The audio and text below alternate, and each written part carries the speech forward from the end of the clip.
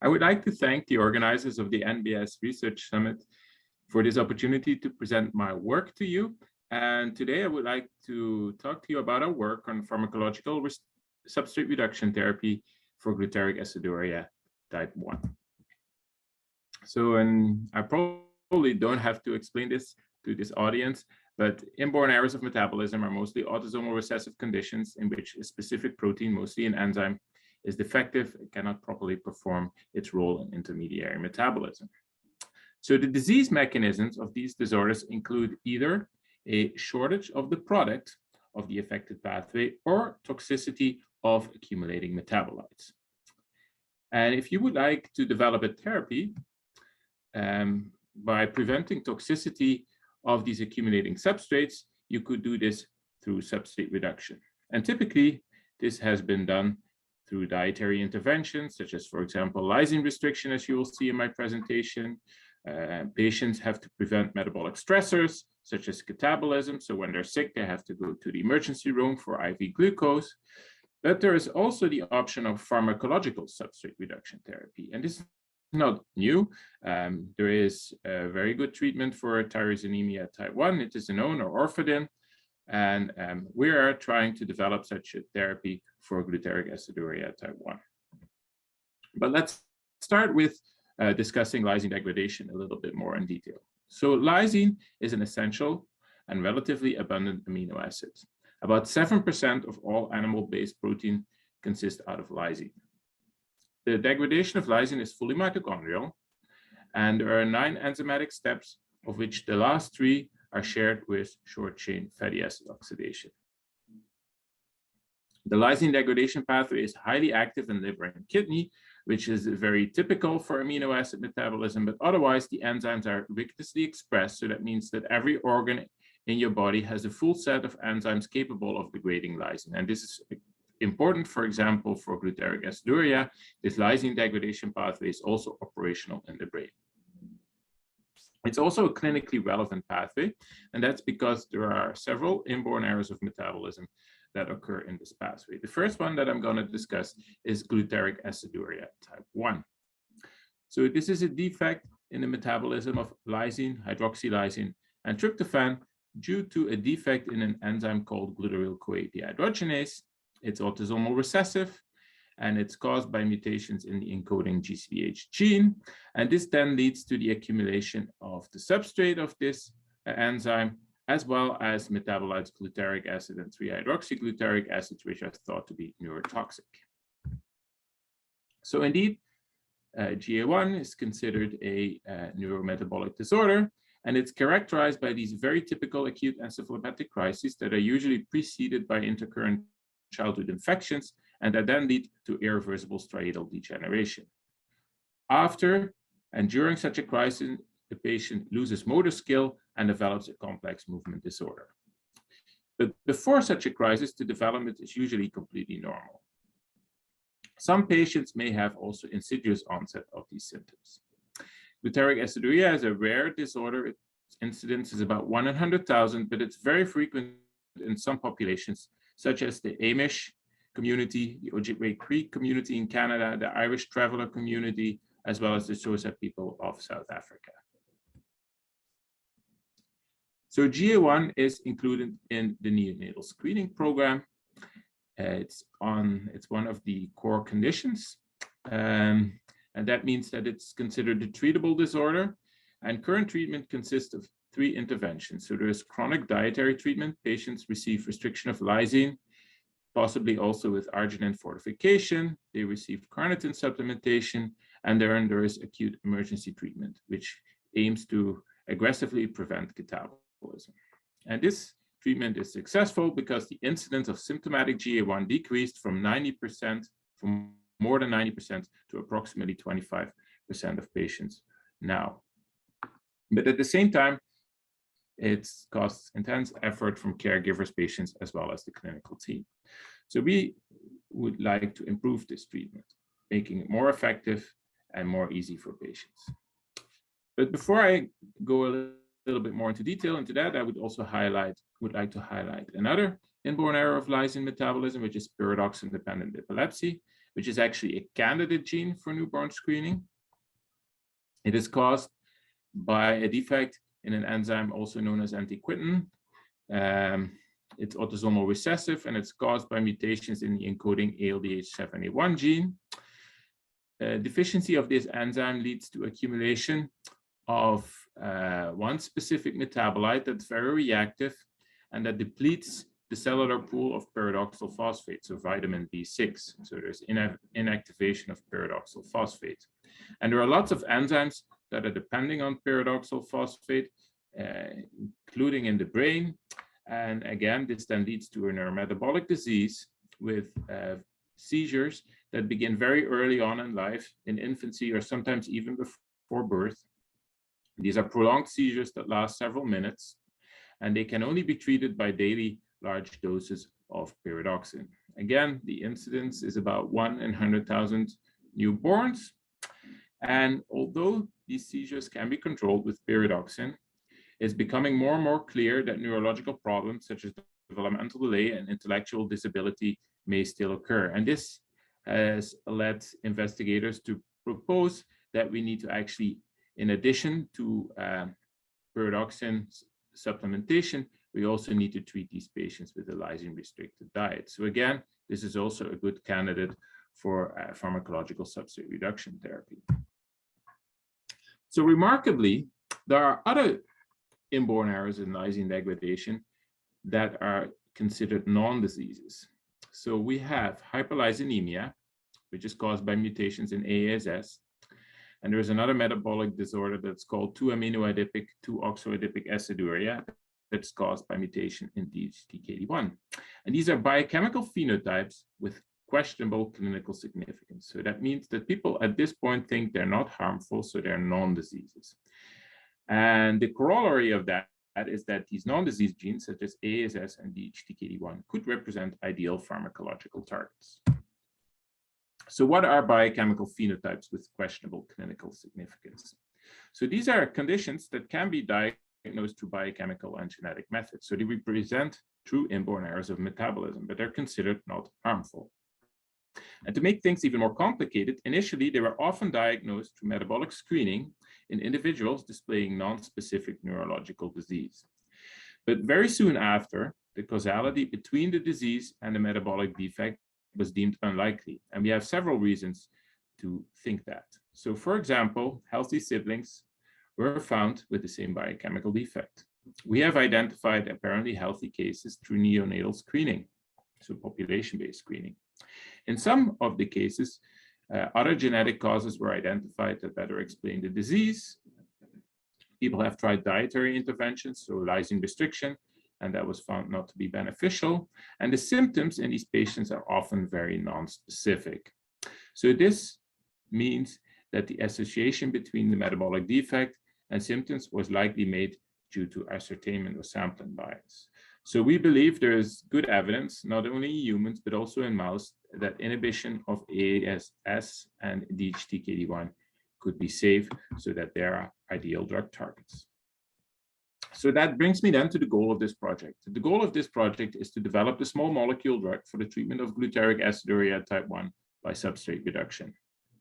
And we hope that such a small molecule should be able to substitute all current treatment modalities. So substrate reduction therapy will divert the toxic accumulation of Gcdh substrates into less harmful accumulation of any of these enzymes upstream of the deficient enzyme. But of course, you don't want to just inhibit any of these enzymes because we already know that some of these enzymes are likely safe targets.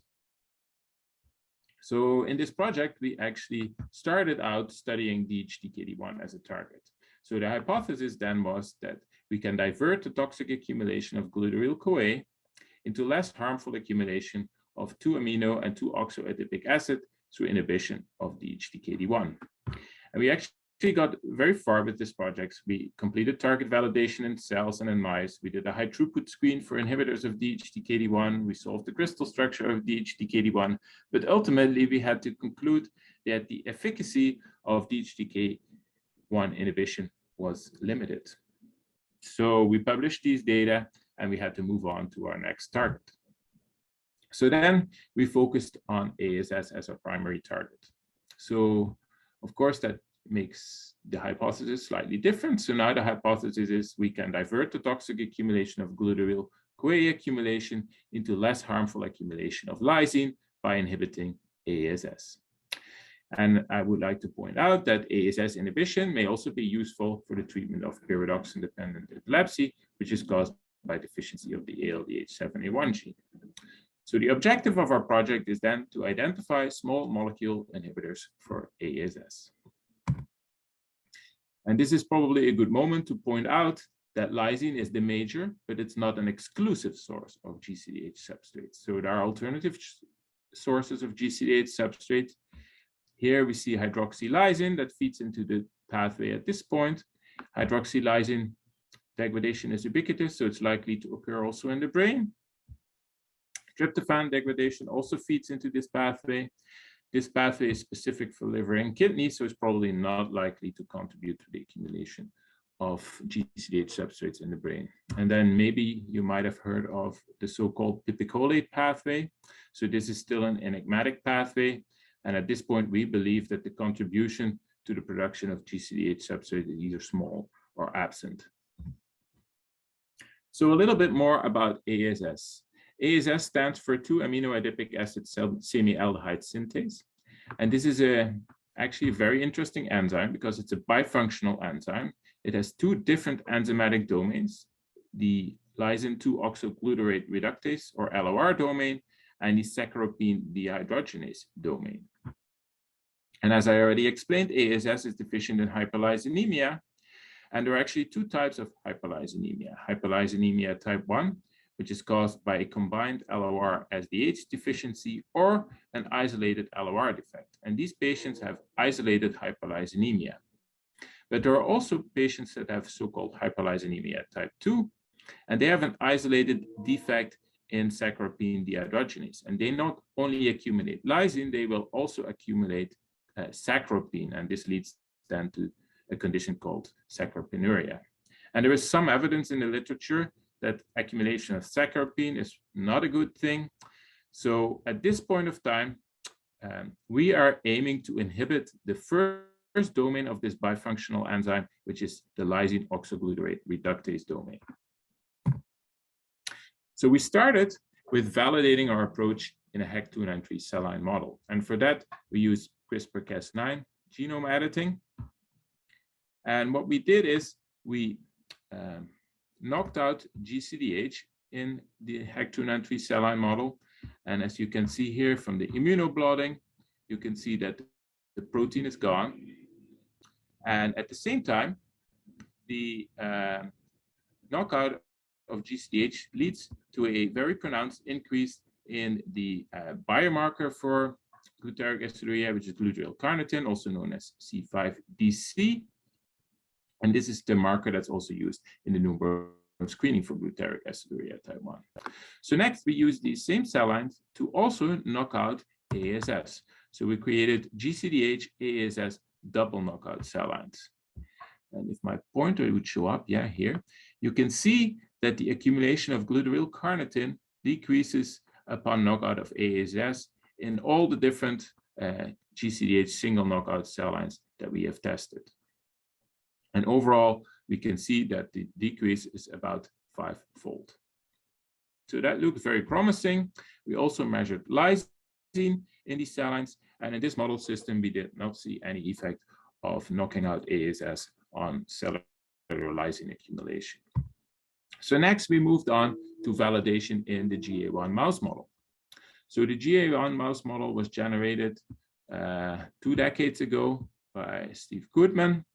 And you can see that biochemically, these mice are actually very similar to human GA1 patients with metabolite levels very similar to what we observe in human patients. The phenotype is a little more complex because under normal conditions, these mice only have a mild motor deficiency. They have diffuse spongiform myelopathy and enlarged kidneys, but not a disease that really resembles human GA1. In order to get a more severe phenotype, you have to expose these mice to elevated dietary protein or to lysine, and that then leads to a neurological phenotype that resembles the human disease with seizures, paralysis, bleeding in the brain, and ultimately death. But you have to expose the mice at a relatively young age of 4 weeks old. So we were able to also procure an ASS knockout mouse model, and here you can see the validation. So in the knockout, there is no ASS protein, and that then leads to hyperlysinemia. You can see here plasma lysine is increased, and the values are actually very similar to what has been observed in human hyperlysinemia patients. So we used both the Gcdh and ASS mice to generate Gcdh ASS double knockout mice. And we were able to generate these double knockout mice, although they were not exactly born in the expected Mendelian ratio. We have no good explanation for that, but we had more than enough mice to start characterizing how these Gcdh ASS double knockout mice look. And one of the first things that we observed in the necropsy was enlarged kidneys in the GA1 mouse model, which was already reported in the literature, but where you can see that in the double knockout mouse, the enlarged kidney is absent. So this is a good thing because it's thought that, the glutaric aciduria in the long term can have some negative effects on kidney function. Then we're looking here now at the biomarkers for glutaric aciduria. So typically we measure glutaric acid in the urine and 3-hydroxyglutaric acid, and you can see that when you compare the GA1 mouse model with the double knockout, you can see there's a 4.3-fold reduction in the excretion of glutaric acid in the urine, with a parallel decrease in 3-hydroxyglutaric acid as well as glutaryl-carnitin in the urine. And then the marker that's measured for newborn screening, glutaryl-carnitin in blood. Here we see that in plasma, there's about a 3-fold decrease when we compare the Gcdh single knockout with the ASS Gcdh double knockout mouse. And of course, this all comes at the consequence of hyperlysinemia, because when you knock out ASS, you will increase lysine in the plasma of these mice. But of course, we're not treating biomarkers. What we're really interested in is, are we also affecting the accumulation of glutaric acid in the brain, because that's what ultimately causes the neurotoxicity. So we did metabolomics, we analyzed metabolites in the brain of these mice, and there we see a very similar picture. So here we're looking at glutaric acid in the brain, and you can see that there's about a 4-fold decrease in glutaric acid in the brain, as well as decreases in 3-hydroxyglutaric acid, as well as glutaryl-carnitin. And again, lysine levels are increased in the brain of these mice. We have also initiated some studies in which we have these mice on a high lysine diet. Unfortunately, at this point of time, we have not completed these studies, so it's still ongoing. So we cannot really say anything about survival because the double knockout are very small numbers, only 2. But what I would like to point out here is that if you expose the GA1 mouse model to high lysine, some of these mice really develop congestion of the blood flow in the brain. They have brain bleeding, and you can see that's here illustrated by this very red appearing brain in the GA1 mouse model. Here you see a hemorrhage in one of the GA1 mouse models, and we have not observed any of this phenotypes in our double knockout mice. And also upon high lysine exposure, we still see the decrease in the biomarker glutaryl-carnitin. So to conclude this first part of my presentation, ASS is the main source of Gcdh substrates, not only in the periphery, but also in the brain. We do know that metabolite accumulation, if you inhibit ASS, will not reach control levels. And that's because there are alternative sources of Gcdh substrate. As I had pointed out, hydroxylysine degradation and tryptophan degradation contribute to the production of Gcdh substrates. We do believe that pharmacological inhibition of ASS represents a very attractive new strategy to treat GA1. So we continue with the discovery of ASS inhibitors. And we actually started out by performing a virtual screening using a molecular model of LOR. And we evaluated 127 small molecules, and we had only one low affinity hit with an IC50 of about 142 micromolar with some preliminary SOR. So that's not very encouraging. So we had to come up with other methods.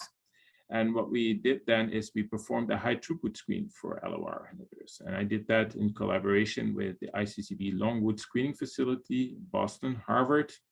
We developed an assay that was excellent for screening.